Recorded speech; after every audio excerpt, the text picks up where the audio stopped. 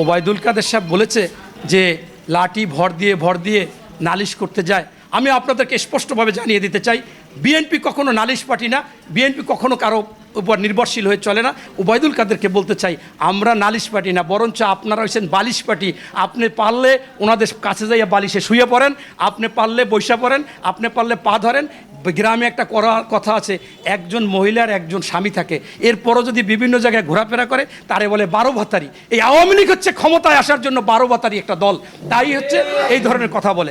BNP জনগণের যে দাবি ভোট অধিকার, গণতন্ত্র, সুশাসন, সুনীতি, সুবিচার এবং মানবাধিকার, সেই মানবাধিকার এইগুলো নিয়ে কাজ করার জন্যই যুক্তরাজ্য এরা আবার এই বিষয় নিয়ে কাজ করে।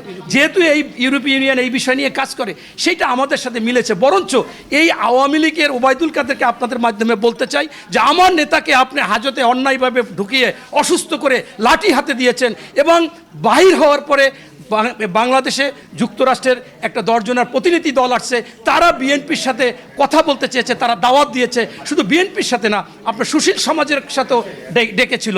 সেখানে স্পষ্ট হয়েছে যে এই বিষয়টা আমাদের আসলে নালিশের কোনো বিষয় না, বরঞ্চ আপনার সরকারের একজন মন্ত্রী বলেছিল ভারতের সাথে স্বামী স্ত্রী সম্পর্ক, আবার আরও বলেছিল ক্ষমতায় রাখার জন্য।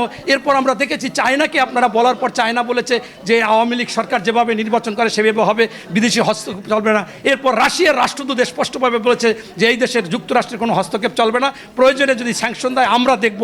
এরকম সব জায়গায় দেখার পরও আমরা দেখলাম আপনি বাইডেনের সাথে একটা ছবি তুলেই আপনার সাধারণ সম্পাদক বলে দিল যে ছবি সেলফি তোলা হয়ে গেছে, এখন কি করবে, কত আনন্দ। আবার যখন সে ভোজন খেলো, সে ভোজন খাওয়ার পরে নৈশভোজ খেয়েই বলল যে তলে তলে আমাদের সাথে সম্পর্ক। এত ছোট নতজানু পররাষ্ট্রনীতি। তাই আমাদের রাজনীতি আমরা ঠিকমতো করতে চাই। আপনার এক ভাই বলছিল যে আপনাদের পরিকল্পনা কি, আন্দোলন কি।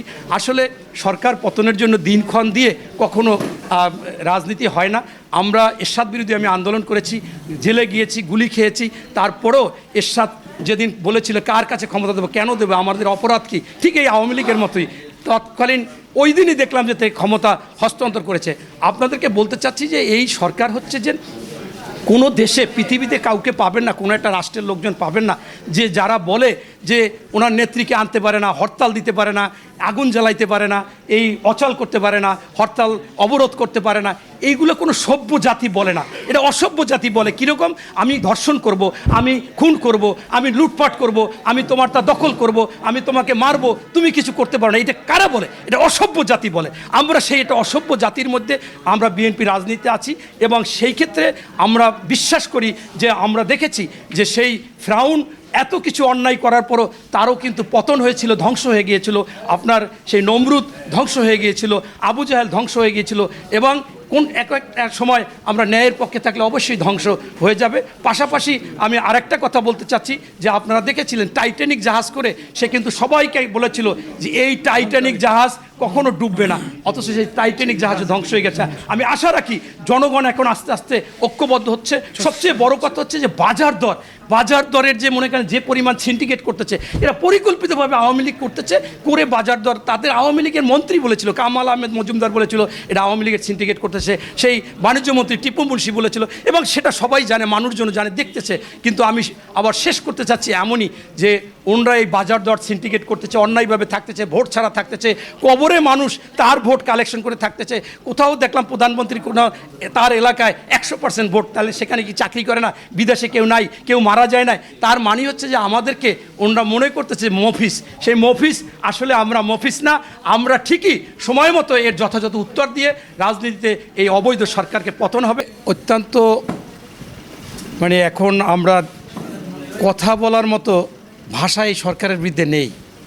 এক কথায় বলা যায় যে আমরা ছোটোবেলায় বলতাম যে যারা একটু বোকাশোকা থাকে তাদেরকে আমরা আবুল ডাকতাম, মফিস ডাকতাম, অথবা যে আমরা এক সময় সালাউদ্দিন কাদের চৌধুরীর মুখে শুনেছিলাম সংসদে যে আমি একজন লোককে চোর বলতে চাই, এটা কি বলা যাবে? স্পিকার বলল যে না, বলা যাবে না। তা বললো যে আমি শেখ সেলিমকে চোর বললাম না বলার জন্য আমি চোদনা হয়ে গেলাম। এখন এই ধরনের কথা আমরা কিন্তু আগে শুনেছি। মূলত আজকে এই অবৈধ ভোটারবিহীন ভোটচোর সরকার আমাদেরকে সেই মফিস বা আবুল বানাই ফেলাইছে 95% মানুষকে।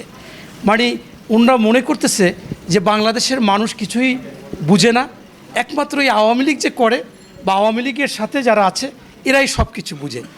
আপনার একেবারে প্রমাণিত যে বাংলাদেশে 7ই জানুয়ারির কোনো নির্বাচন হয়নি এবং এই নির্বাচন যে হবে না, জনগণ যে ভোট দিতে যাবে না, সেইটা আপনি আমি না জানলেও এই শেখ হাসিনা এবং শেখ হাসিনার যারা বিভিন্ন পদবিতে আছে তারা কিন্তু জানে। শেখ হাসিনা ঘরোয়াভাবে বলছে যে শোনেন, আপনাদের স্বতন্ত্র ডামি দাঁড়াতে হবে কেন, যে যাতে এই আওয়ামী লীগকে তো মানুষ এখন পছন্দ করতেছে না, আবার নৌকাকে পছন্দ করতেছে না, তাদেরকে বর্জন করতেছে, তাদের দেখলে ভয় পাচ্ছে, তাদের ভোট দিবে না। তো সেই জন্য আপনারা এই ডামি আর স্বতন্ত্র আপনারা দাঁড়াবার পরে বলবেন যে আমি তো নৌকার লোক না, আমি তো আওয়ামী লীগ না, এই এন্টি আওয়ামী লীগ এন্টি নৌকা ভোট দিতে আসবে, এরকম এই কথাটা কিন্তু আপনারা এই মনে করেন ওনার যে ঘরের কথা পরে জানলো কেমনে, আপনাদের মাধ্যমে জানাই দিলেন যে শেখ হাসিনা বলছে ডামি স্বতন্ত্র দাঁড়াইয়া এই ভোটারদের আনবে। এটা এক ধরনের প্রতারণা, কিন্তু তারপরেও বাংলাদেশে কিছু কিছু জায়গায় এই স্বতন্ত্র বা ডামিদের কথায় কিছু লোক আসলে বুঝতে পারে নাই, কিন্তু বেশিরভাগ মানুষ ভোট দিতে আসেনি। তাই আমি বলতে চাচ্ছি যে আওয়ামী লীগের রাজনীতিতে এখন যেটা হচ্ছে যে আমাদের হামলা মামলা, আগে ছিল ক্রোশ, গুম এবং দখল, বাড়ি ছাড়া। আপনারা শুনেছেন আইনশৃঙ্খলা বাহিনী এক একটা বাড়িতে যাই বলে যে এই সিদ্দিক কোথায়, এই শাহাদাত কোথায়, শাহাদাতকে বলে দিবেন বাড়িতে যেন আসে না, নির্বাচনের আগে আসলে ঠ্যাং ভেঙে দেবো, এরকম 2-4টা শাহাদাত বা অমুক একে হাওয়া করে ফেললে কিছু হবে না। এগুলো আপনাদের মাধ্যমেই আমরা দেখেছি। এই যে ভয় ভীতি দিয়ে আটক রেখে ইচ্ছামতো এটা মনে করেন অন্যায়ভাবে আটক রেখেছে, আপনাদের কাছে প্রমাণিত যে 28শে অক্টোবর পরিকল্পিতভাবে তারা হামলা করেছে।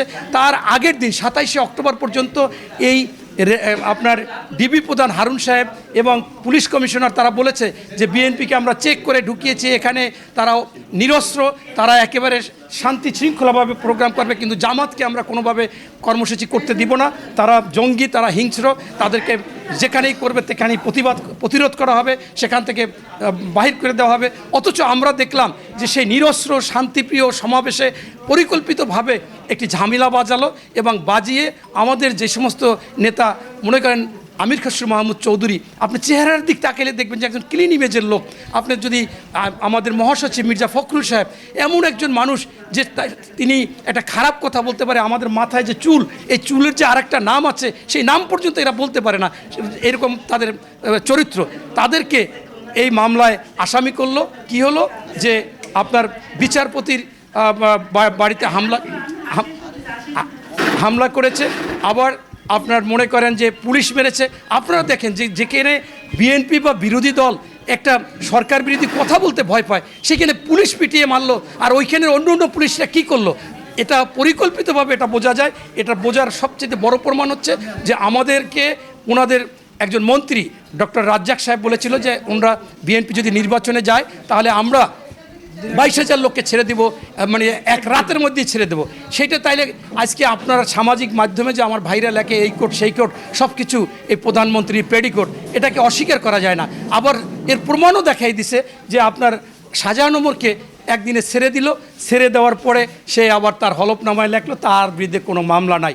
তাই আমি বলতে চাচ্ছি একমাত্র এই আওয়ামী লীগের অস্ত্র হচ্ছে যে আইন শৃঙ্খলা বাহিনী দিয়ে হামলা করে, আমাদের নামে মামলা দিয়ে, আটক রেখে, বাড়িতে বাড়িতে ভয় ভীতি দিয়ে এই সরকার টিকে আছে। এটা টিকে থাকা সম্ভব না। 5% লোকও তাদের পেপারে নাই, পক্ষে নাই। এবং এইভাবে শুধুমাত্র পার্শ্ববর্তী একটা দেশ ভারতের প্রেসক্রিপশনে, ভারতের কিন্তু বাংলাদেশ তাদের কিন্তু মিত্র না, শুধুমাত্র আওয়ামী লীগ বা শেখ হাসিনা মিত্র।